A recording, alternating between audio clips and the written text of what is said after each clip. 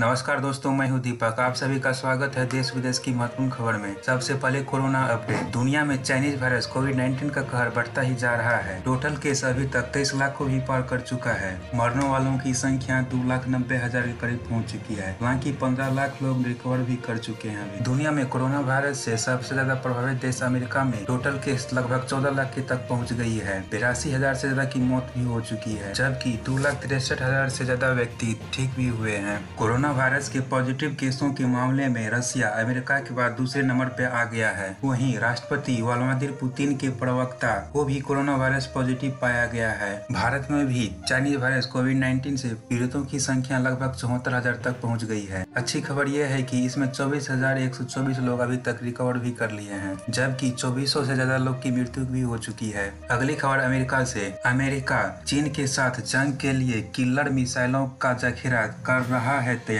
Corona virus, south China सी, Japan और Taiwan को लेकर चीन के साथ बढ़ता विवाद के बीच अमेरिका ने पीएलए के साथ जंग की तेज तैयारी कर दी है। अमेरिका न केवल युद्ध के लिए सटीक रणनीति बना रहा है, बल्कि अपने हथियारों का जखीरा भी बढ़ा रहा है। इसी कड़ी में अमेरिका खाड़ी युद्ध से लेकर अफगानिस्तान की जंग में सफलतापूर्वक इस्तेमाल कर चुके ब्रह्मास्त्र टॉमहाउक क्रूज मिसाइल को अपग्रेड कर रहा है। साउथ चाइना सी बना तनाव का केंद्र। दुनिया के दो महाशक्ति अमेरिका और चीन के बीच प्रशांत महासागर तनाव का केंद्र बन गया है। चीन जहां बहुत तेजी से अपने हथियारों का जखीरा और बढ़ा रहा है, वहीं दुनिया की सबसे बड़ी महाशक्ति अमेरिका ने भी बीजिंग के साथ किसी भी जंग के लिए कमर कस ली है। अमेरिका अपनी सफलता मिसाइलों में से एक टॉमहाउक क्रूज मिसाइल का नया संस्करण बना रहा है। अमेरिका अपने मरीन सैनिकों को भी टॉमहाउक मिसाइल से लैस करने जा रहा है। अमेरिका एशिया प्रशांत क्षेत्र में लंबी दूरी के और जमीन से लॉन्च किए जाने वाले क्रूज मिसाइलों को तैनात करने की योजना बना रहा है। यही अमेरिका ने कई दशक के बाद लंबी दूरी के एंटीशिप मिसाइल को बनाने का काम तेज कर दिया है। टॉमहाउक क्रूज मिसाइलों लेस मरीन सैनिक पश्चिमी प्रशांत महासागर पर नियंत्रण करने में अमेरिकी नौसेना की मदद करे। टॉमहाउक क्रूज मिसाइल ने सबसे पहले वर्ष 1991 में खाड़ी युद्ध के दौरान लोकप्रियता हासिल की थी। टॉमहाउक से लेस अमेरिकी युद्धपोतों ने दुश्मन के ठिकानों पर जमकर तबाही मचाई थी। यूएस मरीन की नई मिसाइल 2022 तक बन के तैयार हो जाएगी। चीन को सबसे बड़ा और ताजा खतरा अमेरिका की एंटी शिप मिसाइलों है, जो यूएस नेवी और यूएस एयरफोर्स में शामिल होने जा रही है। बढ़ते हैं अगली खबर के लिए। चीन को दिया गया सबसे कड़ा संदेश। अमेरिका के विदेश मंत्री माइक पोम्पियो ने एक साथ भारत, जापान, दक्षिण कोरिया, ऑस्ट्रेलिया, इजराइल और ब्राजील के विदेश मंत्रियों के साथ बैठक कर चीन को अभी तक का सबसे बड़ा कड़ा संदेश दिया है। बैठक में जहां कोविड-19 को लेकर ज्यादा पारदर्शिता बरतने का मुद्दा उठा, पोम्पियो के आग्रह पर बुलाए गए विमर्श को अमेरिकी राष्ट्रपति डोनाल्ड ट्रंप की तरफ से चीन पर लगातार निशाना साधने की रणनीति के अगले चरण के तौर पर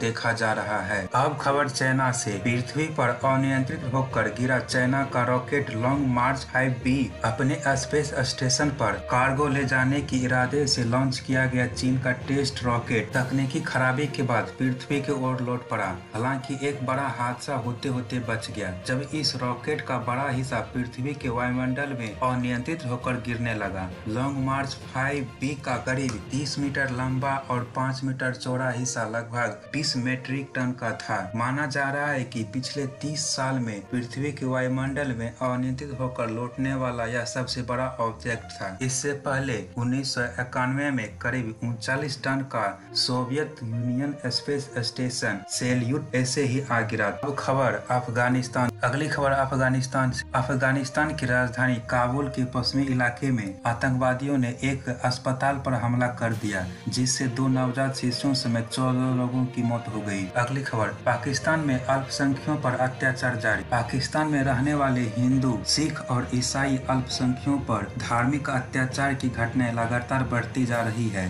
धर्म परिवर्तन के लिए बदनाम पंजाब सूबे के फैजाबाद से 14 साल की एक ईसाई लड़की को उसके घर से अपहरण कर जबरन धर्म परिवर्तन करवाया गया। बाद में एक मुस्लिम लड़के के साथ उसका निकाह भी करा दिया गया। अगली खबर नेपाल में मंगलवार को 57 नए केस सामने आए, जो अब एक दिन के आंकड़ों में सबसे ज्यादा है। इसके साथ ही देश में कोरोना पॉजिटिव मामले में 191 पहुंच गए हैं। नेपाल उन देशों में से एक है जहां कोरोना की वजह से एक भी मौत नहीं हुई। अब राष्ट्रीय खबर। भारतीय सीमा पर चीनी हेलीकॉप्टर ने भरी उड़ान। भारत से लगी सीमाओं पर चीन अकारण तनाव पैदा करने की हरकतों से बाज नहीं आ रहा है। लद्दाख में अतिक्रमण के विफल प्रयास के बाद अब चीनी हेलीकॉप्टरों ने इसी क्षेत्र में वास्तविक नियंत्रण रेखा के बेहद करीब उड़ान भरी।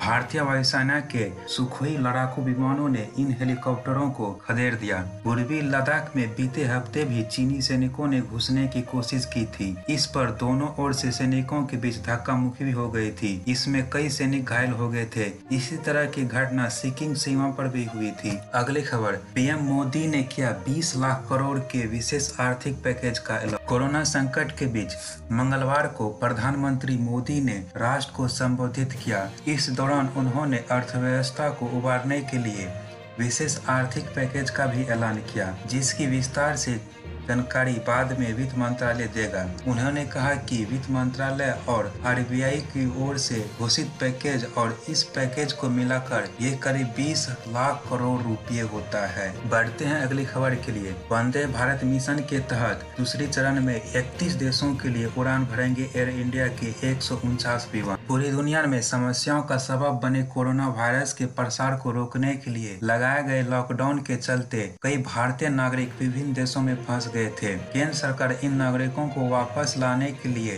वंदे भारत मिशन की शुरुआत की। अभी इस मिशन का पहला चरण चल रहा है, लेकिन इस मिशन को अंजाम देने में लगी एयर इंडिया और उसकी सहायक एयर इंडिया एक्सप्रेस ने एक दूसरे चरण की शुरुआत कर दी है। 16 से 22 मई के बीच चलने वाले इस मिशन के दूसरे चरण में एयर इंडिया के 31 देशों के लिए 149 उड़ानें संचालित करने की योजना बना रही है। वही 7 मई से 14 मई के बीच इस मिशन के पहले चरण में एयर इंडिया 12 देशों में फंसे करीब 15,000 भारतीयों को वापस लाने के लिए 64 उड़ानें को संचालित कर रही है। अब खबर बिहार में कोरोना पॉजिटिवों की संख्या निरंतर बढ़ती जा रही है। राज्य के क्वारंटीन सेंटर में कोरोना मरीज मिल रहे हैं। मंगलवार को विभिन्न जिलों से 81 नए कोरोना पॉजिटिव पाए गए हैं। इसके साथ ही राज्य में कोविड-19 पीड़ितों की संख्या बढ़कर 830 हो गई है। बिहार में कोरोना से अब तक 6 लोगों की मौत हो चुकी है। राज्य के विभिन्न अस्पतालों में संक्रमित होने वाले अब तक 378 लोग स्वस्थ होकर घर लौट चुके हैं। बिहार में 50% से ज्यादा संक्रमित मरीज ठीक